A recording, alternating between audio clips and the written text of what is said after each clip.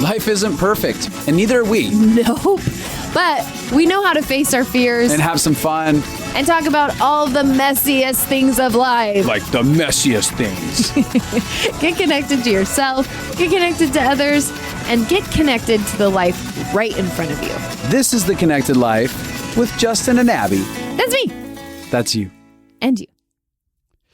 Hey, Connected Life peeps, Justin here again. We're coming back at you with part 2 of our 2-part conversation with my good friends, Daniel and Robby. Robby. Say hi, guys. What's up? What's up now? Did you see me raising the roof there, Justin? That Oh, yeah, that was awesome. Yeah, I felt the roof raised. It really shook me. Yeah. Robby's just like, I don't know what to say to that. You guys, it's so good to have you on again. Now, for people who didn't listen to last week's episode, you might want to go back and get started with that because we kind of got into Daniel and Robby's beginning stories. They are co-CEOs of the company Shopinova, an online e-commerce business. And they help people do e-commerce and set them up with successful marketing strategies, right? Is that kind of how it happens? That's exactly it, dude. That's the best description of it I've heard. I'm going to transcribe that. Nailed it. It's going to be on our website. Nailed it. Word. These two have been in my office for a couple of years now, about 3 years. And I've gotten to participate in their journey and watch them develop and grow. And for those of you that have listened to last week's episode, you know that now. And we want to do this part 2. We want to jump into it. One of the things that I've watched the two of these guys do is just develop such incredible vision. And I want to get into how they've developed that vision. And I want to go in a little deeper into some of the fears that they've had to face, because right now where they're at, I would consider your guys' business a very successful. It's a very financial viable one that is making a lot of money for people and making money for you guys and all the people that work for you. But it didn't start out that way. You know, there was a lot of hurdles that you guys had to face and not knowing if you could pay bills back when you had Stagvid Media, and definitely were deeply drowning in debt when you were in your fishing days. And you came out of just being young guys that were fishing and trying to figure out how to do life. And you started shattering the boxes that a lot of people live in their entire lives. And you started deciding that you wanted to be the captain of your story, of your life, not just the captain of your ship. And that's a big thing because a lot of people don't want to be the captain of their lives. See how I did that? I love what you did there. Yeah, like what I did there. That part too. But the thing is, a lot of people are too scared to become the captain of their own lives. They're just like, hey, like, I'll just let the sea take me wherever it goes. I'm going to sit on this boat and hope that someone's directing it and going to end up at whatever destination it brings me to. And you can do that. You're not bad. There's no shame in just letting kind of like the sea carry you to whatever shore you end up crashing on at some point or wherever you land and decide to build life. It's not bad, but it's not fully thriving. Like, to me, fully thriving is to choose to fully engage the life right in front of me. Even if I end up broke and poor, living on the street at the end of it, did I actually face all the fears that I could face? Did I jump in head first and try to tackle the life that was right in front of me? And we're so scared of that utter annihilation that, like, if I get involved inside of my life, it's not going to pan out well and it's all going to fall apart at some point, that we never even take the first steps. And what we realize is it's really hard to screw our lives up that bad when we're actually taking the deliberate reins of our own ship and being the captain of our life. And so inside of this, I want to discover like some of the fears that you guys faced and how you overcame them. As we go into this, what would you say has been some of the scariest parts of your journey as far as being husbands? Because I want to touch that. We're going to go back around to business, but what's been scary about being husbands? Well, on part 1, you said, we're going to be talking a little bit about vision. And one of the worst things, dude, as a husband is constantly setting vision for something, communicating that to our wives, and then having it look entirely different. I remember there's so many cringeworthy stories of like, I remember, we tried to do like our first ever board meeting, and we went up to Daniel's house. I made a little PowerPoint presentation. Oh, that was gold. And we like kind of, we were like, all right, we're going to be this video production company. You know, at the end of year one, we're going to hire this person. Our revenue is going to be this. We're going to be taking this much home each month. And I was like, wow, like that's amazing. Like, your wives are like, really? That's that simple? It's so cool. And we were super confident. We laid out the vision, and then we were way off on the time frame and way off on the about. But basically, the next day, we hired that person that was supposed to be hired a year later without telling our wives. And then the rest of the year had to explain to them why we did it and why this is the only person who's getting paid while we're not, and we're actually going further into debt. And why are we doing this? And I just feel like with casting vision for your life, for your company, you got to just have a lot of humility in it, because there's been so many things where we've like said it was going to look this way. We got really clear vision on what we wanted it to look like, and then it just ended up being entirely different. Another funny story that I'll share really quick is we had it in our heads that we were going to be like this. We're like, dude, we're so good at marketing. We're so good at making videos. We're going to make wood toys. And we're going to take over the market. Wait, we're like, dude, we're going to make wood toys? Is this serious? I have never been told that you wanted to make just wood toys. Did I hear that right? You heard it right. Toys. And so we're looking on Amazon. We're like, okay, our competition is Melissa and Doug, and this. It's a billion-dollar industry. This is a huge industry, and their products are crap, and we can do so much better. So eat it, Melissa and Doug. We went on this weird journey of like trying to find like our own manufacturer for wood toys, and again, hyped up the wives through the whole process and said how it's going to make us millionaires. Filmed all this content. We were filming like every couple days. We're like, and then we're going to film our journey and share our story and teach people to do the same thing. And the whole thing just flopped, dude. We spent, again, money that we should have been using to at least do something productive in the business. Pay debt. Or at least buy groceries. This is literally taking place at the same time when Daniel goes home and Sammy's crying on the floor because she doesn't know if she can or can't buy groceries that month. Oh. And we're spending $2,500 on our first wood 500 wood toy set, which by the way, I gave, remember that giveaway I did? Yep. I did a wood toy giveaway to get like Instagram likes. And then something happened with manufacturing and we never got them, but I had already given like 100 sets away. No! Like, I had to go personally apologize and tell everyone this what happened. We're like building, trying to build all this marketing momentum, and nothing's in place. None of it came to pass, and we like lost all this money to these people in China, and the toys were crap, and we just like threw the vision in the garbage. And I'd say that's one fear. I love that story. I'd be terrified to go tell my wife, my vision. Not only the vision, but the back end of that vision. Like, yeah, that toy company took a big dump right on our finances and right on our future. That'd be really scary. What else has been scary, Daniel, about being a husband? Because Robby just shared that. I want to hear from you, Daniel. I'd say one of the biggest fears for me was letting go of like Sammy's health as my own. And like, I was really codependent on her and how she was feeling. And I'd almost personally take it on to an unhealthy extent.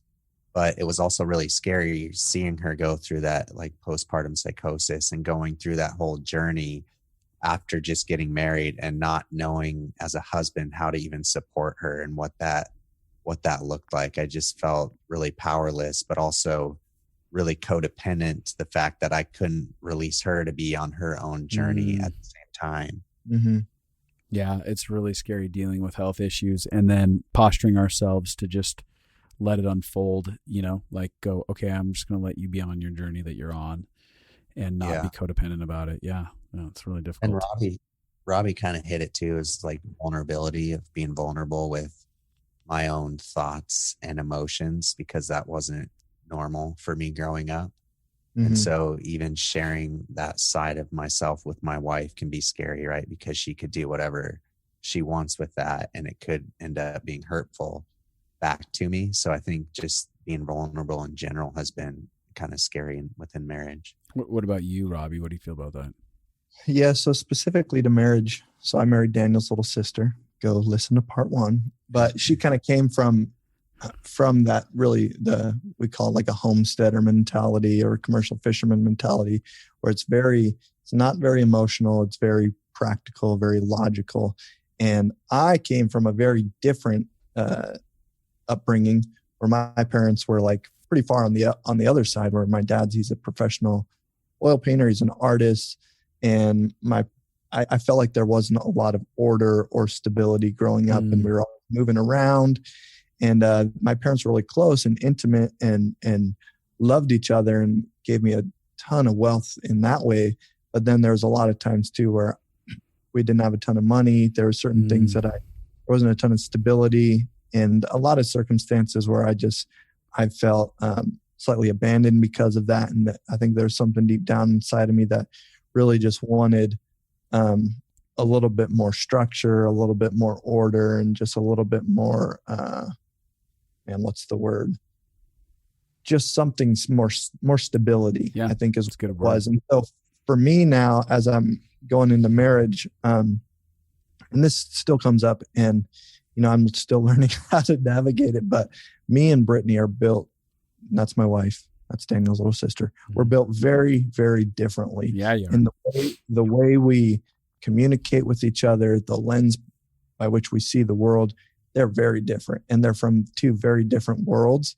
And so one fear that I have in that relationship that still comes up, even though I have a better understanding of it now and deeper levels of intimacy and connection with Brittany, and we have all kinds of grace for each other, and it's awesome. We make progress, all the time, continually, is that I would be alone, and I would never experience this level of intimacy. And when I come in and I'm vulnerable and I feel like she doesn't have a response for me, that's like I don't necessarily feel like she heard me. I don't feel like she understood me. And this idea of that in marriage, I'm going to be alone, or I'm never going to experience this level of support, or even be loved in the ways that are meaningful to me. I think that's probably one of my biggest fears. Yeah. I think there's probably lies in there too, where if I actually go back and I look at my history with Brittany, I see that there's actually all kinds of ways that she's loved me in the ways that I'm actually fearful of her not. But I think that's probably the big one, and probably still something that's recurring for me, I guess. So now that I feel like this big scary monster has a name, it just feels like I have a much better grid for being able to navigate it with Brittany, where I can actually address it, name it, and be like, hey, this is what I'm feeling, help me to see what this is actually happening. And then we can kind of affirm each other and love on each other in ways that we're both receptive to. Yeah, it's interesting that as you guys are talking, like even about being husbands and stuff like that, how building some sort of successful business, quote unquote successful business, doesn't eliminate the fears inside of marriage. There's not a place of like, oh, if I just perform well enough over here and make things so good over here, it's going to make all of the rest of my life awesome. Like people have this idea of like, if I have a vision in one area and I achieve this goal or whatever, then life is going to be great and fantastic. It's like, no, actually, there's so many areas of life that have to be taken care of very deliberately addressed. And it doesn't just make like me feel, oh, I'm the best guy in the world and I'm not scared of anything and I have no problem suddenly. It's like, no. Such a good point. We just moved into a new house, and a lot of people think of a materialistic thing of like a form of success, and that's going to bring me happiness. That's going to make my marriage easier. That's going to make me a better father. But I was the worst parent for the first few days in the new house. So I'm so worried about them destroying things and like all this stuff. And I had this realization though. It's like, and I knew this going into it. We're already happy, but getting there, I was like, I'm not all of a sudden like different because I live here. I'm not all of a sudden more connected to my kids. I'm not all of a sudden more connected to my wife. I'm actually less connected right now because I'm worried about everything around me. So I had to be present with that and be like, actually, I got to let all that go and get back to just being loving, connected to my kids, intentionally connecting with my wife, because materialistic things never bring that connection. Yeah. What's been a couple of fears you guys have had as far as being fathers that you've had to face? Speaking of that, I think for me, it's easy to picture your kid having worst case scenarios when they grow up. So you see like a little wrong behavior, what you'd perceive as wrong when they're little, like a little mistake. Right. The ripple effect is that they go down a very, very ugly rabbit hole. Like he's going to be doing meth when he's 16 because he said that to me. Totally. Which was kind of how I was parented. So I'm trying to not react out of fear and stuff like that. But that's been a big one of worrying about how small mistake is going to turn out when they're older.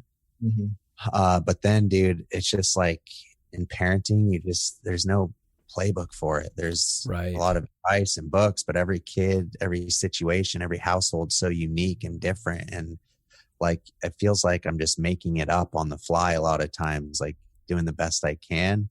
And I think a fear for me is like, I'm not doing good enough sometimes for my kids, and they're going to have trauma from these certain ways I parent.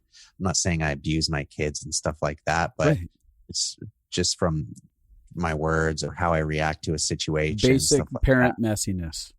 Exactly. Yeah. I'm worried that it's going to like have a lasting trauma effect that I can't repair. I think a lot of parents end up feeling that. And they're like, oh my God, what did I do? And then there's the other ones that are like, I don't even care. This isn't going to affect them, right? You know, like there's the two pendulums. I mean, they're terrified every action I do is going to affect them. Then there's the other parents that are like, I didn't even think anything I did should affect my kids. Yeah, totally. Yeah. Yeah. I have something to add to that too. You know, my own fears with parenting, but really quick, you know, you had said just a second ago that being successful in business or in your career, it doesn't like make you, it doesn't necessarily make you like a happy person or a good husband or a good father. And I feel like I've shared that observation. And I've actually just been so grateful that me and my wife were married like through the process, through the growth process. And we've been able to integrate our life with work and all of our routines and having children. All of that was built together. And so it's fully integrated, and the habits we've built are not something that we're going to have to all of a sudden go and change. You know, whereas if I had done this all alone and now I'm sitting here as the CEO of this marketing company, and now I'm trying to like get married, and I'm going to say, okay, well, how much time am I devoting to my wife? Are we going to have kids? How's this going to change my work? Like it's so much different when you're doing it together, because I've had to be accountable to that person the whole journey, you know, from the seed of the idea to the idea failing to it now growing and flourishing. And so I feel like that's a huge blessing for us, is just being able to do it together. And the reason I say that is I feel like it can be an encouragement to people who are delaying their lives for the purpose of pursuing their vocation, you know, and I feel like it can all happen at the same time. And hopefully our journey would be an example of that, where if you feel like getting married, if you feel lonely, like get a wife and then figure out how to make money later, and it'll work out. That's my great advice. It'll work out. That's the thing that's so many people are really scared of getting married, having the kids, doing all that, making it all unfold together. And really it takes living in the grace of what's right in front of us, being able to go like, I don't know how it's all going to unfold, but I know that if I just jump in together, we can build something together. We can dream together. And that's something that I'm so thankful for when it comes to Abby. Like at 25 years old, I got married and she was 24, and the same for us. We grew together. We developed together. We built something together. We learned along the way through it. It became like, it would be so easy for it to be some sort of inconvenience or annoyance to try and interject someone into my life now at 39 years old, and be like, okay, well, I guess I'll try and make some time for you. Instead, like there's so many incredible memories and stuff that were formed through the struggles and things like that happen. So yeah, I love that. How would you guys go ahead? You're going to say something, Robby? Well, just the fear in parenting. Yeah. So my fear in parenting is, I guess it's honestly a fear that I'm not going to be able to keep my kids alive. And Wow. we had our first baby, and me and Brittany, before we even got married, we knew that was like one thing we really wanted. Is I always wanted to be a dad. She always wanted to be a mom. And so when we got married, we wanted to have married. When we got married, we wanted to have kids right away, and we got pregnant with our first child. And then after that, we went through a whole miscarriage thing, and that was super scary and painful, but it didn't really hit me super hard. But then, we had another son, and then another son after that.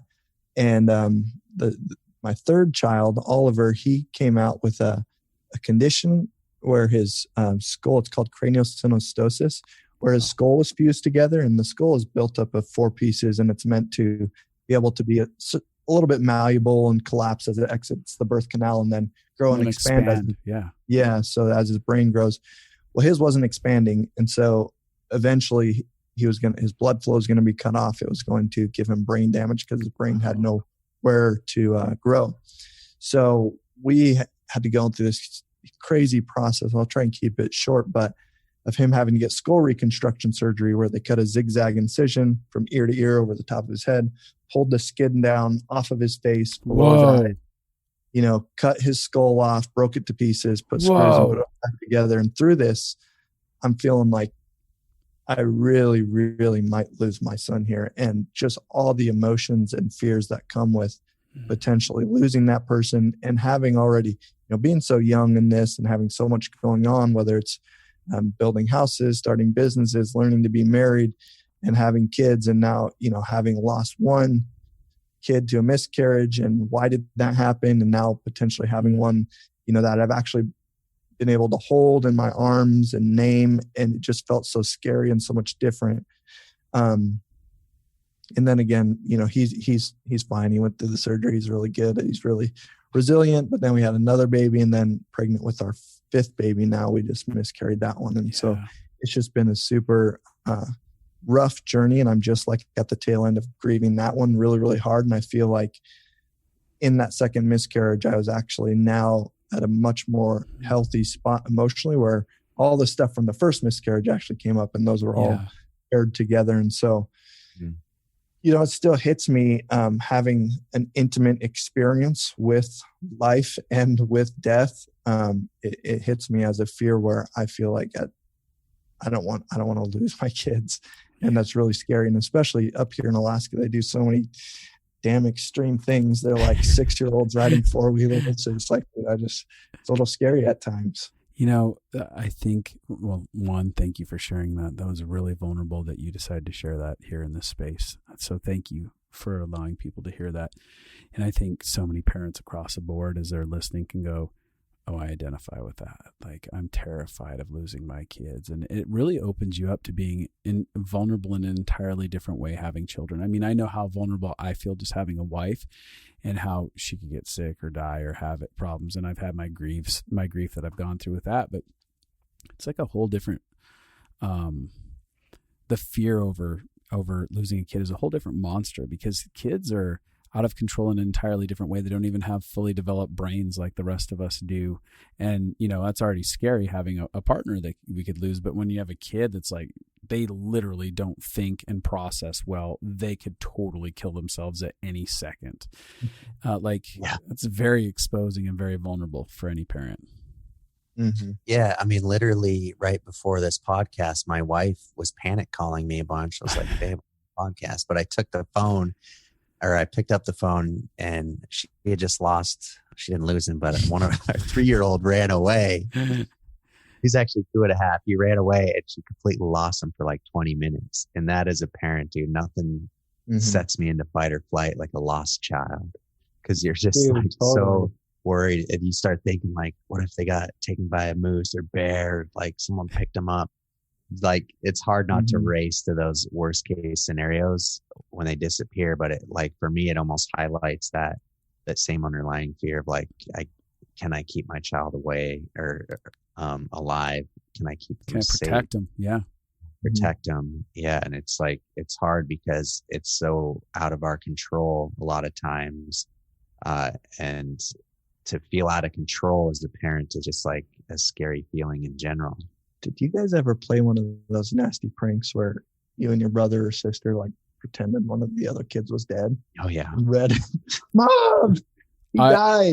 I faked my own death to a friend of mine after he had faked having a terminal illness.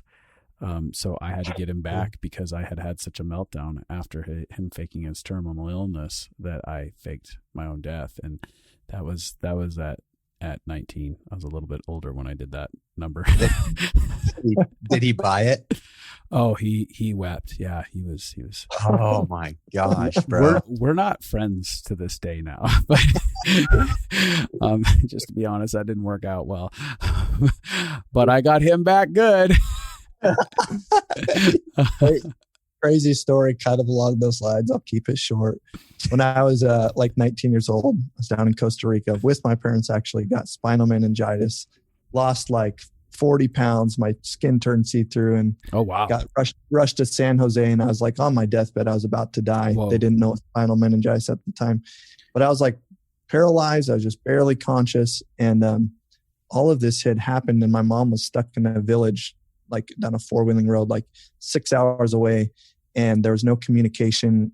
We didn't have like cell phones, but my dad had rushed me to the hospital, and then he sent word to the post office, like, tell Shelly to get here because we might lose Robby.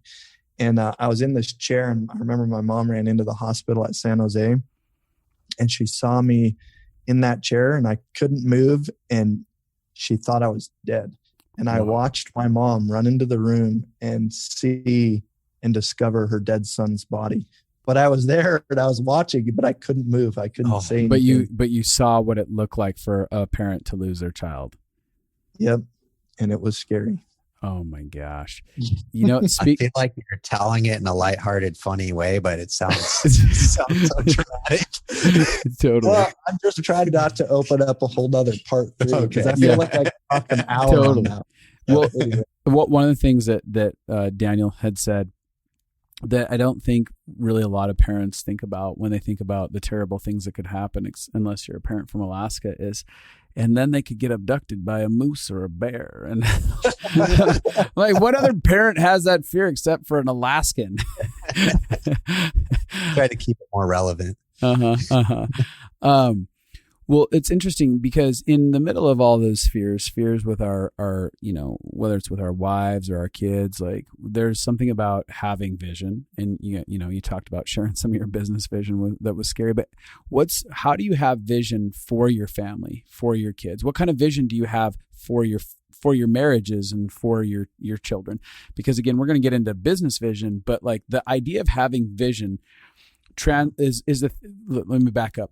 Vision in itself is what gives us the capacity to actually face fear and shatter fear inside of our life, because vision begins, it's like an encouragement thing. It goes, I'm going to begin to look outside of the bounds of my small-mindedness, my small thinking, what's right in front of me. I'm going to look almost in an encouraging way at a future, both the future for our relationship, my relationship with my kids, my wife, my business.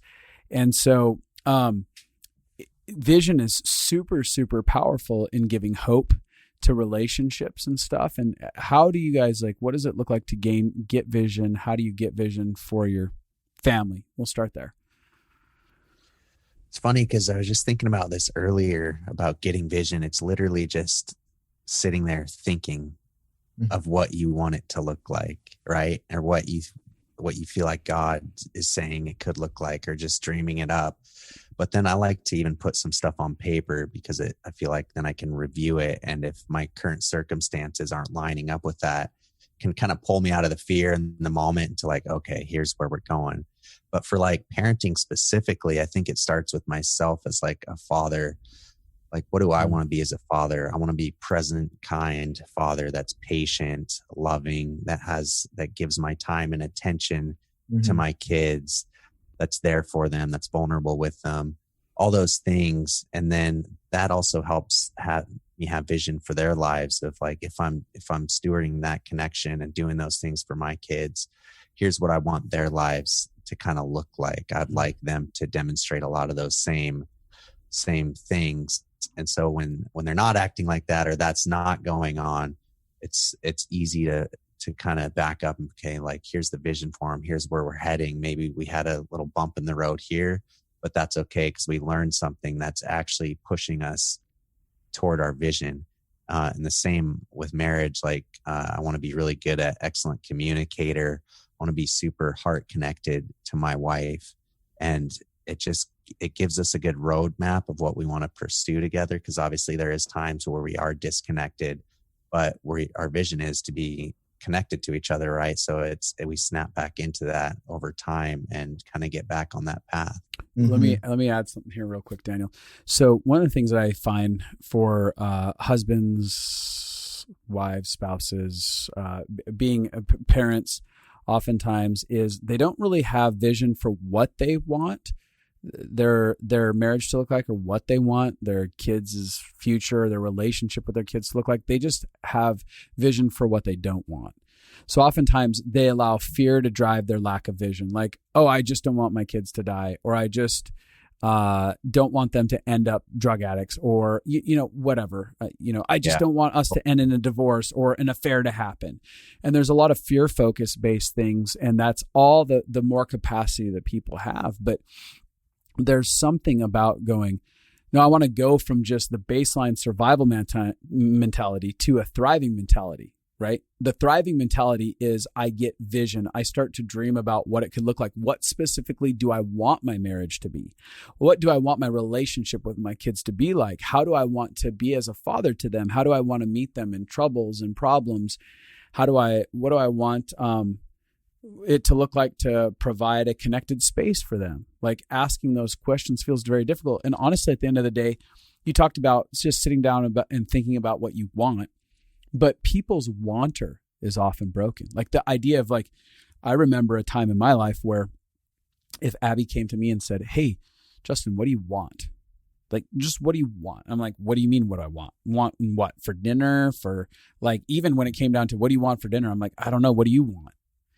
And I was terrified to say what I wanted, or what I wanted something to look like, because I had the fear that I may not get what I want, or I would disappoint somebody with what I want. If it was like dinner, I could be like, oh, well, I don't really want to say pizza because she might not want pizza. And then she'll be unhappy about that. And she'll be disappointed that we're getting pizza. And I don't want the problems that come with that.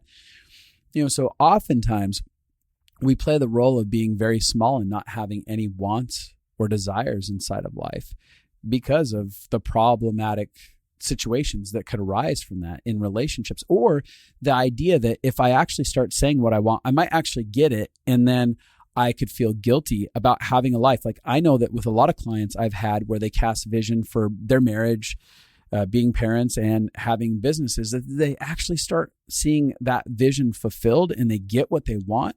But then all of a sudden they feel super, super guilty about extended family or friends that aren't experiencing the same amount of goodness. And so they want to make themselves small. They don't want to shine, things like that. And so we have to really be willing to overcome things like shame or guilt or condemnation, and be able to give ourselves permission to have really good lives, even in the midst of the messy and the suffering that happens along the way.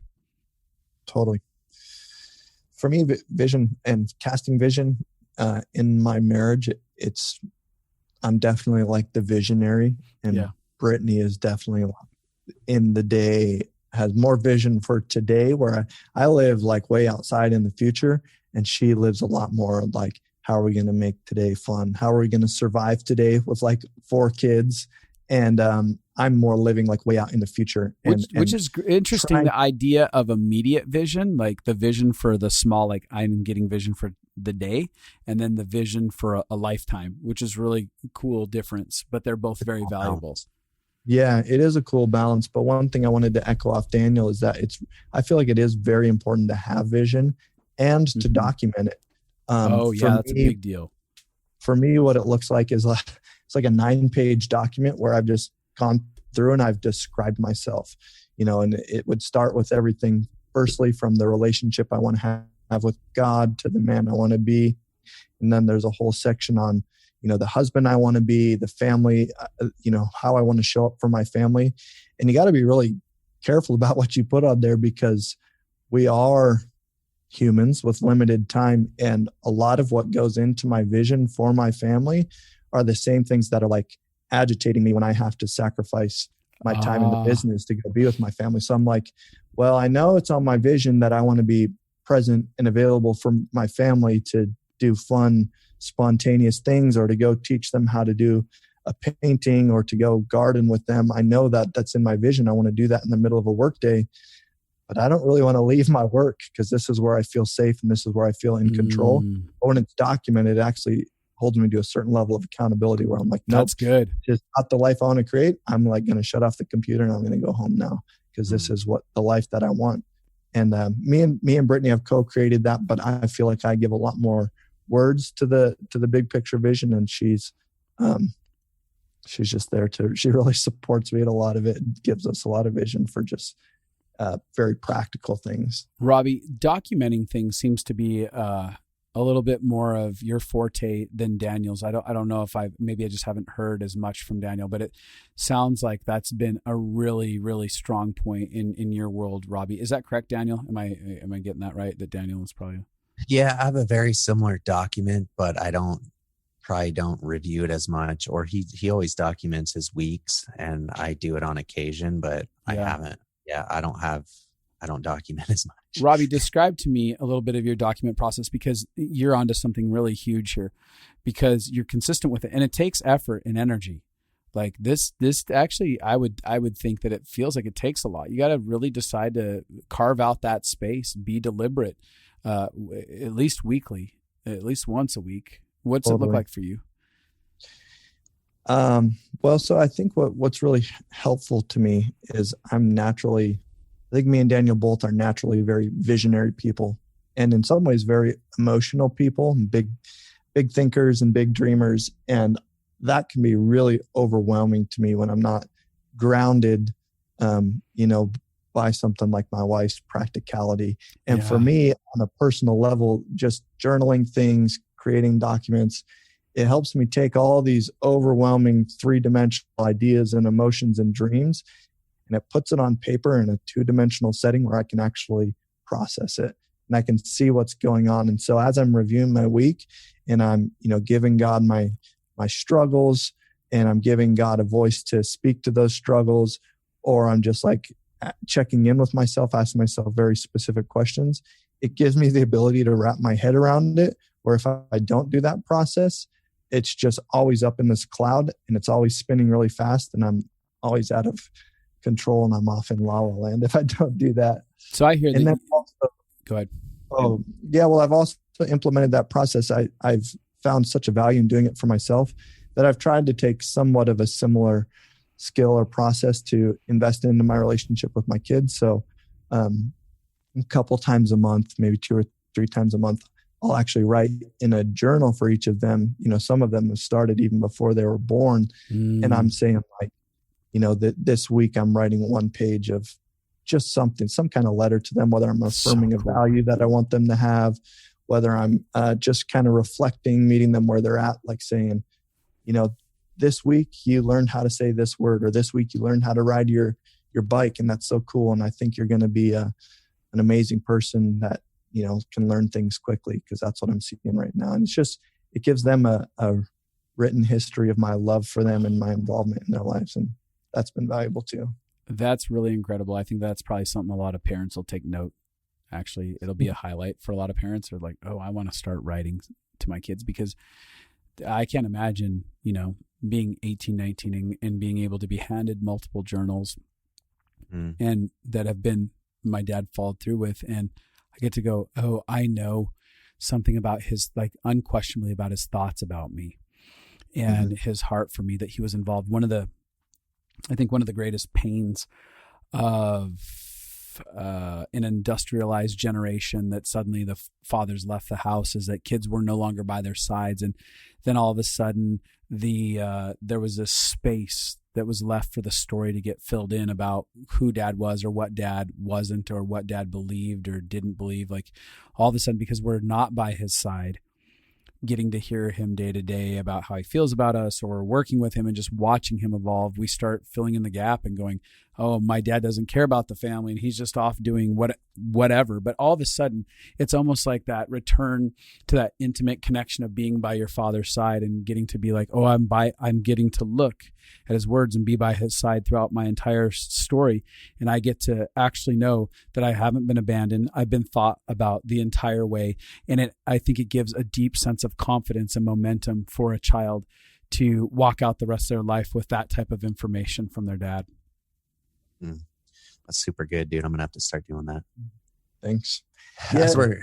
Well, the last thing I'll say on it is there's always a temptation since I'm a process person, for me to serve the process rather than the process to serve me. So that's one pitfall in it, where I'm like, I'm actually doing that kind of work when I should be just playing with them. Right. Oh, that's always. Yeah, I'm the fun dad that doesn't do the deep stuff. Leave that for me. No, I was gonna say something that's coming up as we're talking about all this. Some commonalities, like it takes work to do all these things. It takes intentionality to have vision for your marriage, to have vision for your kids' lives, to have vision for your business and your own life. It actually, each of those areas take some time and some thought and some documentation to fully map it out. It's not something that just lays out before you, right? You're, like you said earlier, Justin, it could just be a ship that's blown around in the wind. But I think there's something so powerful when you actually sit down and you're intentional on each of these different areas of your life that really create tremendous connection at home. Especially like just one thing I do when I get home is I try to put my cell phone away, just put it on my bed, and then just go ask my wife about her day. And that's awesome. Start playing with the kids right away, because they love when I get home and wrestle. So just even like that takes 20 minutes of my time when I'm already super tired, but it's so worth it because it creates that connection with my wife and kids immediately when I get home. That's awesome. And what's cool is that you guys are doing this stuff.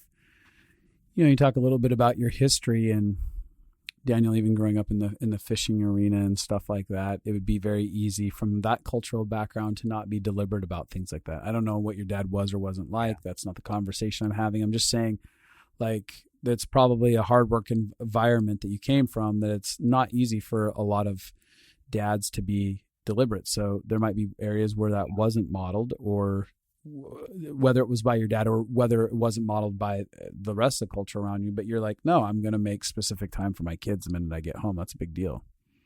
Yeah, totally. And I just see how it kind of shifts their mood and perspective, and how it even fills me up with joy. Cause when you're connected, I just feel when I'm connected with them, I get also a certain amount of satisfaction, like kind of energy and joy from it too. So it's good stuff. That's cool. What are some things that you guys do deliberate to connect to your wives and get vision for that relationship? One practical thing we try to do once a week is have a date night, but on that date night, we don't talk about the business or the kids. That's good. We just only talk about our hearts, how we're doing, and try to get really connected and share our feelings and just kind of do a quick catch up. But then there's other practical things throughout the day too, where it's like, you know, we both, like, I'm at work busy all day. She's with the kids all day, like dealing with that. A lot of times we're super exhausted when we get to like finally debrief, and like a lot of times it's honestly just easy to put on Netflix and like just zone out right at the end of the day. But we've had to be intentional about still having a quick check-in and just making sure our hearts are on the same page, making sure we're feeling connected. And this is not something we're perfect at by any means. Yeah, me and Abby either. You know, like we're still. It's something we're at least aware of and try to build like habits around. Like you have to create habits for connection, I think. Otherwise, you can just choose to be lazy and tired and watch Netflix and kind of push that to the wayside. So those are just like a couple practical ways, but I think just valuing each other's hearts and connecting at that level is what makes it all possible, right? Where we want to know what's really going on in each other's lives and worlds. Yeah. And, you know, connection in itself, it can be defined so differently for two different individuals. I mean, I know like Robby was communicating earlier how him and Britt are so different in so many ways in the way that they do life and stuff. And so even in their world, it'd be really easy for them to miss each other in the ways that they're being connected and the way that they're communicating with each other. Connection, like in one moment, Robby, I'm sorry, talking about you, Robby, just because you made me think of that example when you're talking about how you and Brittany are so different. It'd be very easy for you to be expressing connection in a very specific way, and Brittany being like, I don't feel connected by that at all. I've already felt connected in an entire way over in this area. Yeah. And I know that Abby and I have had that experience. I mean, I remember when I got, sorry, I spoke for you, Robby, but I was just thinking about that in my head. But I remember when, and you can talk in a second, but I remember when Abby and I got together, like I would feel so deeply connected when I got into the same space as Abby, and we'd just be quiet in the same room. And if we did that for like 30, 45 minutes, I'd be like, man, I feel so connected. And she'd be like, what do you mean? We didn't even talk. Like we still need to feel connected. That's actually something really cool that you've taught me, is how to absorb each other's love languages, because Sammy's is quality time. And I'm not necessarily, I don't need quality time. Like right. if we're just like doing stuff as a family, I'm also feeling connected to Sammy, but that's not the case. She needs like one-on-one time with me, or even like her acts of service for the kids and like taking care of them all day is actually loving me. And so being able to absorb all these things has really been helpful as well. Totally. The only thing I'd add to that is like on a practical level, me and Brittany, we have 3 meals together, us and all the kids. Every single day. So that's pretty cool. But then now we're at a level in business and in life where there's a lot of things that we could afford to hire out. And we choose to do that together. And that's a really fun way for us to connect. For example, really cool instead of hiring it out. Yeah. So we do all these projects in the summer. We built a greenhouse. We're doing a big garden together. Neither one of us are good at it, but we're just learning to do it together. Truth is we could probably hire somebody to build that for us, or, we could just go buy our vegetables, but doing that together and doing that with our kids, that's cool. We really feel connected in that way, and just doing things together, but then also having that, face-to-face time where we're like sharing so many meals. And Brittany said, we're not doing any screen time this summer. So that's also something pretty, that's cool. Yeah, just doing like reading and stuff at night. So that sounds awesome. I might actually try that, but I might go insane if I do it. I'm not going to try that. So with vision, I wanted to go over into the business arena, because you guys have these things that you're applying inside of your family, even taking the time to write down vision, and journal and do all that type of stuff. That's something that's really profoundly impacted your business life. Yeah. Yeah, it totally has. And like we learned it early on, but like we kind of hit a certain point of our business where we like kind of tapped out our vision, and we're like, oh, what do we do now? It's because you mean like you accomplished it all, or you didn't have a capacity to dream anymore? We accomplished it all, and we were kind of living what we dreamed up like 5 years ago. And we didn't have vision beyond that point. Wow. So we just like hit it, and we're like, now what do we do? And like our employees are asking the same thing as our team, like, where are we going? What's going on? We're here. Oh, we're here. We're good. So this last year in 2020, we spent like 3 months probably just developing and really pulling out our values and getting like 10-year vision for the company that we can get all the employees like on the same page of, and it lives beyond Robby and I. So it's something that it's a really fun exercise that goes beyond us now, and has a long goal that Robby and I are like, I don't even know if we'll be the CEOs at that point. Maybe the company will just run there without us, but it was still fun dreaming and coming up with that vision together and pulling out a lot of our values of what we want to see the company look like as it's getting to that vision. And it's a never ending process is what we've been learning. There's never a point where we're like, this is our vision and this is all we're ever going to do. I think there's always a certain element of reinventing. And it always looks different too. Maybe the end goal looks similar to what you thought of, but the journey there often looks different than we thought it would. where there's like, oh, this obstacle we didn't think of that we had to overcome. Oh, there's fears over here we had to dive into and like get some personal breakthrough in before the business could even grow. Because that's what we've learned is like business growth is so tied to what we believe about ourselves and the business personally, that like as we're developing ourselves, we notice like the business gets pushed to a new level. Not that that's like a sign of success or us developing, growing the business, but we have noticed like they're very tied together, it seems like.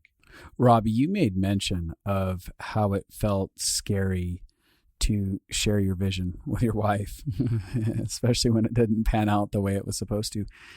What about when you share vision with employees or things like that? I mean, does that feel vulnerable? Does that feel high stakes? Yeah, especially when it's like such a big vision. Yeah. And I think for me, that's when a lot of the fraudulent stuff comes up, because it's like, I don't want them to think I'm dumb or naive, because the truth is like our vision, and even learning how to, there's a whole process of getting vision, but then learning how to communicate in a way that sticks and that has value and that people will follow. And we're still even learning that part. I don't think I can really clearly communicate and concisely communicate that right now, even today. But I think it is super vulnerable when you say you want to be a $1 billion company in 10 years and you're going to have this certain impact toward empowering and liberating people. And then you're trying to lead a whole tribe of people toward that goal. And they're saying like, okay, well, how are we going to get there? And you have to say, well, I don't really know, but we're finding it out. We're going, figuring it out together. And so it is definitely feels vulnerable. And to be able to stand in that firmly and confidently requires being present with yourself. And like Daniel was saying, when a limitation gets lifted off of you in your personal life, it often correlates to stuff that's happening in your business too. And it takes, a radical amount of trust. I mean, it's bravery. The minute we start initiating vision, that's being brave, because we're having to face the fears of the doubts, the what ifs, the I don't know hows, all of those things. It takes so much risk.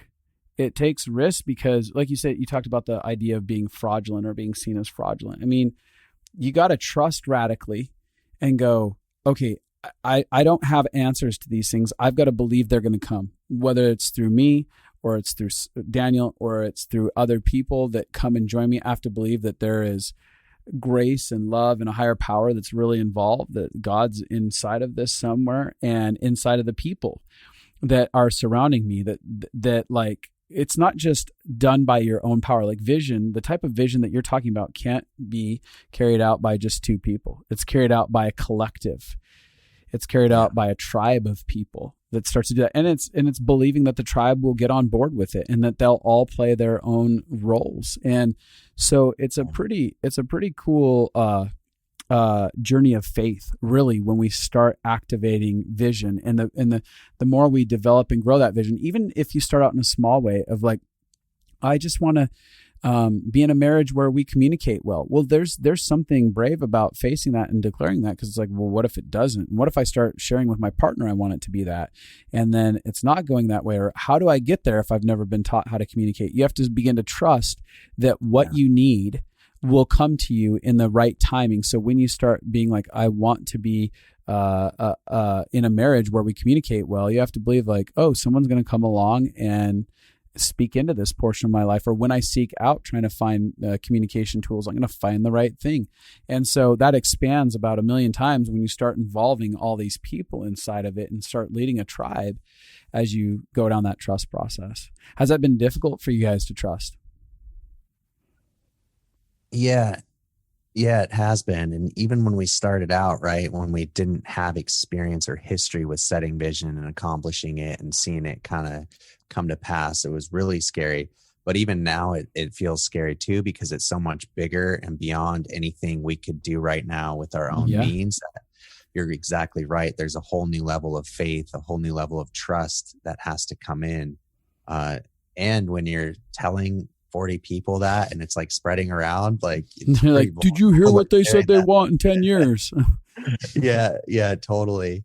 Which reminds me of like when we first started having vision, we didn't really tell anyone. We we would keep it to ourselves kind of. Yeah. And I think that's almost important when you're first starting out. I agree. Is to not just go tell your friend that's going to immediately shit on it, but keep it to yourself.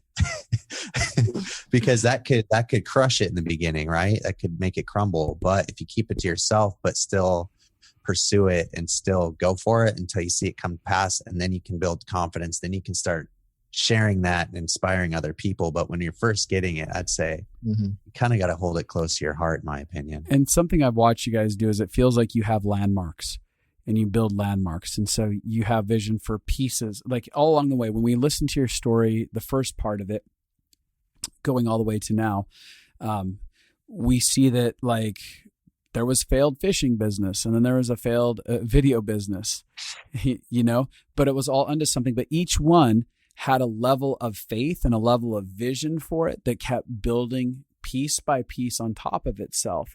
And it was like expanding your capacity to have these bigger, broader visions. It wasn't like you're like, I'm a fisherman and I want to be $1 billion fisherman one day. And I just got my boat and I'm $300,000 in debt. And it wasn't that. You're like, I want to just bring in a net. I want to make enough to like get it through this season. I want to dream that I'm going to pay off this boat in this time. Or it was, shit, my boat overturned and now I'm just going to have vision for, can I pay this off? But you keep building that vision muscle and allowing your capacity to have faith to be expanded, and allow yourself to be, to grow in your skills, your abilities, your talents, your relationships, all of that stuff. But a lot of people, they want to start out with an enormous vision right away, if they are going to try and have vision, and they haven't really faced any fears inside of their lives, and it crumbles all really fast, and they go, oh, that was kind of pointless when it doesn't work out, when something, and you know, I believed I was going to have $1 million in 1 year, and I haven't even like made barely even come close to a 6-figure salary ever, or whatever. I've never sold anything. It's just like, then they self-defeat real fast. And so they're not really willing to be part of the process. And this is what I was going to say, is to sum that all up, is your guys' vision has expanded along with your journey of process that you've stayed faithful to. Yeah. Yeah, you're right. Because if you start to, like, if we would have said 5 years ago, we're going to have $1 billion company, we would have just not known where to start and like totally given up. Right. But we're like, let's start this business. Let's learn to get our first few clients. From there, let's learn how to hire employees. Okay, now let's learn to manage employees and start scaling that up, right? And along the way, there's these incremental steps of what you're doing, and you kind of build that confidence as you go, Justin, like you said earlier. Yeah. You know, once your history's proving itself, but then you get to a point too where it's like, all right, that was cool. Like we set out for that and we made all this progress. Let's really set something big out in the future and start going for it. Yeah. You guys have, one of the gifts that you guys have had, I think along the way that I perceive, is a deep connection to patience. You've been very patient, and you've, of course, like there's been pressure you've put on yourselves to make things happen. Like we all have that, but there's actually been a patience, and patience is even shown in the way that you dream about growth, like 5 years, 10 years down the road.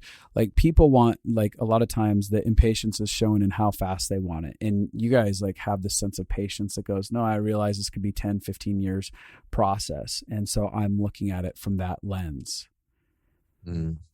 So that's a really cool. Yeah, thanks for pointing that out. I wouldn't have thought of that. I would almost see myself as impatient in senses in the business, but I guess having 10-year vision, I can see your point in that. But I think for me too, it's like the journey along the way is what's most fulfilling to me. Yeah. And being right here in the moment. So whether or not we accomplish that vision or not, I'm totally fine with where I'm at and like, you know, my current life. So I think that does kind of ground me to a little bit of patience. Yeah, having peace with what is. We're getting close to wrapping up here pretty quick, guys. Is there anything about vision that either one of you specifically are like, okay, if somebody sat down with me and was like, hey, what's a nugget? What's a nugget that I really could use in my life? Do you guys have like a nugget that you'd specifically like to give away? Yeah, I've got something. I'll get a little bit weird here and just kind of throw it out there. If it's something that feels true to you, keep it. If it doesn't, then throw it out. But we're praying over our business over the other day, like I said, and we have this big sign on our wall that says, "Hold the vision, trust the process." And I felt like God had told me that. He said, basically, I'm giving you the vision. You own the vision. I own the process. Mm-hmm. So it's this whole element of like we have the authority to trust and have big vision, and we don't need to know how it's going to work out. We don't need to know what the first step is. And oftentimes that's all we do know is like even just a direction of a first step. We take that and then it expands. And so we always hold the vision, but the process you kind of got to release and trust. That's good. I want to reel it back to something super like smaller and practical, and just have vision over something that you can pretty easily control. Like, what do I want? Like, working out is a super easy example and good place to start. It's really good. Like, okay, I have vision for my health in this area. I'm going to start walking 1 mile a day. Or for someone else, it might be, I'm going to start jogging 5 miles a day, or I'm going to start going to the gym 3 times a week. Whatever that is, you have control over that, and you can really easily do that. And then over time, you'll start seeing results. And I think that right away builds the confidence you need to start gaining vision for other areas of your life. But that's just a good like stepping stone. And last thing is, we did this exercise when we were first starting to get vision, and we're like, all right, let's map out our ideal day, any given day, absolute dream day. We mapped out exactly what that looked like. And right away, the very same day that we did it, we realized that like 85% of that was in our control. And it was just simple habit changes. Like, I want to be able to work out every single day. Well, why don't you just go work out every single day? We didn't have to become a, big multi-million-dollar company to do that. So I think that's really good too. Nah, I like the simplification of that. It's really interesting how I felt incapable in a lot of areas of my life. And I did something as simple as I had a vision that this is part of my nerd world. So here we go. But I had a vision that I wanted to get really great at customizing action figures so that I could make my own G.I. Joes. And one of the lies that I believed is that I couldn't create anything with my hands and that I wasn't good at learning. It was stupid. It didn't even it wasn't sensible because I had done so much that I'd accomplished. But it's interesting because I got into this journey of like asking all these guys so many questions on how to do it. Like, I'd reach out to customizers that had done an amazing job on stuff. And I was like, how did you do that? What paint did you use? And I just kept making one action figure after another. And pretty soon I've gotten to be I'm very happy with my abilities to create action figures where I'm like, oh, that's pretty cool. I would buy this if I saw this out somewhere, right? But what happened in such a simple thing that was actually connected to something I enjoyed? And here's part of the key of what I'm saying.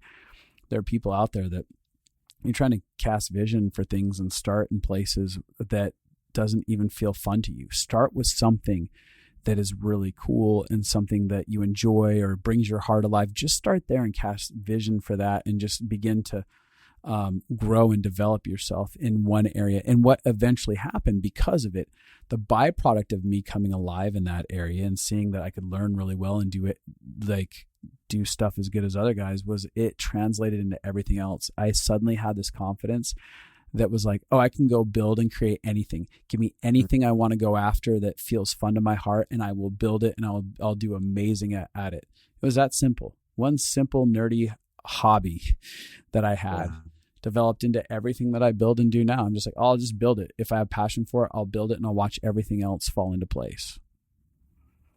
That's good stuff. And I love how when you overcome like a limiting belief in one area, then it just like opens it up in every area of your life. So that's super powerful. Yeah, absolutely.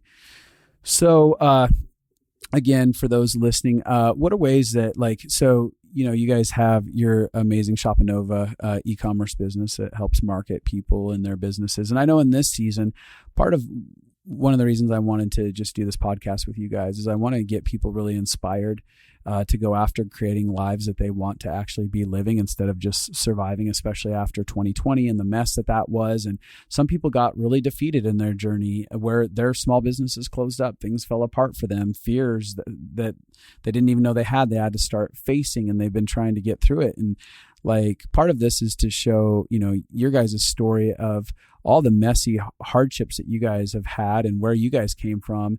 And you just continue to have vision and continue to trust and continue to face your fears inside, And so I know that there are a lot of people that are needing some hope in a story like that. And I know some people might even need help with taking ideas inside of their head and marketing, things like that. Is there a way that they can find you? Yeah, totally. So they can just go to our website, shopinova.com. All our information is on there. We also have a podcast that's linked on there, the Ecom Growth Show, where they can get practical tools. And we have other free resources on there for online store owners. If you are one, go grab them. Awesome. And Robby, you have any final words you want to say or anything? Nope. I'm pretty much brain fried at this point. Yeah, me too. We've been having a good time here. So everybody, thanks for listening. If you got anything out of this, remember to rate, review, subscribe, and share. And can't wait. Send me messages at lfa@stumblconsulting.com. If you were touched by anything Robby and Daniel had to say, I would love to pass on messages of how you were affected by Robby and Daniel and the portions of their story. So guys, thank you for your vulnerability, your honesty, and thanks for being amazing. Thanks, Justin. See you guys. Go away.